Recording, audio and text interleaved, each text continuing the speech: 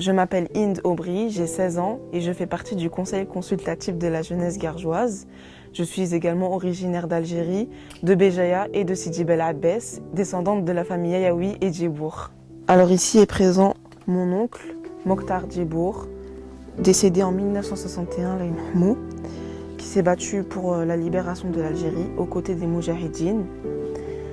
Il a pris des armes pour les aider à la libération active de l'Algérie, qui à ce moment-là était colonisée par la France. Et à côté, c'est une ordonnance du tribunal militaire français qui le condamne à la pendaison parce que suite à son activité avec les Moudjahidines, ils l'ont pris pour un traître et donc ont décidé de le condamner à mort. Ces histoires, je les tiens de ma tante Fatna, qui depuis toujours, et comme ma mère et ma grand-mère avant elle, Allah yahma, m'ont raconté l'histoire de mon pays et de mes ancêtres qui se sont battus pour la liberté actuelle de l'Algérie et pour la liberté de tous les Algériens. Étant donné que je fais partie du CCJ, je participe à beaucoup d'événements, inaugurations et commémorations.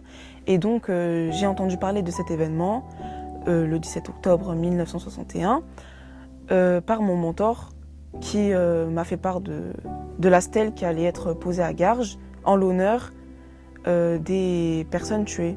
Donc j'ai appris que en fait, c'était à la base une simple manifestation pacifiste des Algériens qui étaient appelés par le FLN, qui à ce moment-là soutenait les Algériens, parce que le gouvernement français avait mis en place un couvre-feu destiné seulement aux Maghrébins. Ce qui m'a le plus marqué dans le massacre du 17 octobre 1961, c'est le fait que l'armée française n'avait littéralement aucune considération pour les Algériens. Il n'y avait aucun respect, que ce soit avec eux vivants, que eux morts. Il n'y avait pas d'humanité.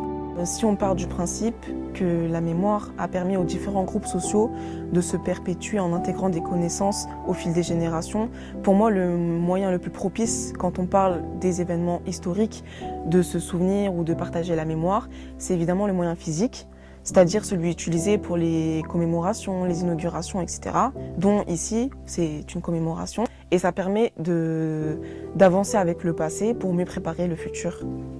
Pour moi, c'est vraiment quelque chose d'important parce que déjà, ça me concerne directement, ça concerne aussi énormément de Gargeois. Ça représente vraiment une évolution dans l'histoire où on se rend compte de ce qui a été commis et on ne cherche pas à trouver des excuses. Juste, on essaye de se faire pardonner, entre guillemets, pour pouvoir avancer tous ensemble. C'est un moyen de représenter les pires actes du passé, mais en montrant qu'on n'oublie pas ce qui s'est passé, mais qu'on va quand même avancer.